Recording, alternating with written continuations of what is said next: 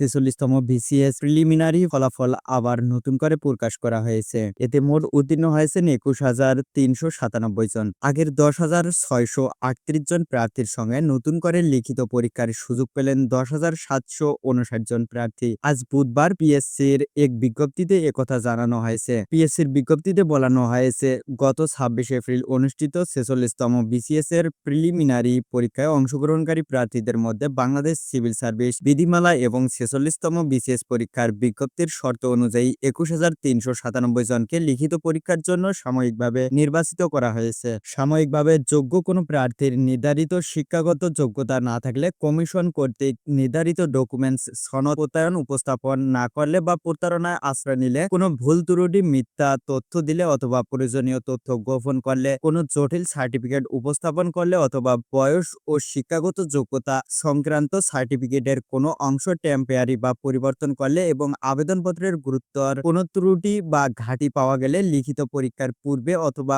পরে যে কোনো পর্যায়ে বিজ্ঞপ্তির শর্ত অনুযায়ী এই প্রার্থিতা বাতিল হবে। ৪৬তম বিসিএস লিখিত পরীক্ষার সুনির্দিষ্ট তারিখ ও সময়সূচি পরিবর্তন সময়ে কমিশনের ওয়েবসাইটে ও প্রেস বিজ্ঞপ্তির মাধ্যমে জানিয়ে দেওয়া হবে। পিএসসি সূত্রে জানা যায়, ৯ মে ৪৬তম বিসিএস প্রিলিমিনারি পরীক্ষার ফলাফলে ১০,৬৩৮ প্রার্থীকে লিখিত পরীক্ষার জন্য নির্বাচিত করা হয়েছিল। এক্ষেত্রে সম্ভাব্য বৈষম্য দূরীকরণের লক্ষ্যে ইতিমধ্যে নির্বাচিত প্রার্থীদের সঙ্গে আরও ১০,৭৫৯ প্রার্থী লিখিত পরীক্ষার জন্য যোগ্য বিবেচনা করে পুনরায় ফল ঘোষণা করা হয়। আগের ও বর্তমানের মিলে মোট ২১,৩৯৭ জন লিখিত পরীক্ষার জন্য ডাক পেলেন।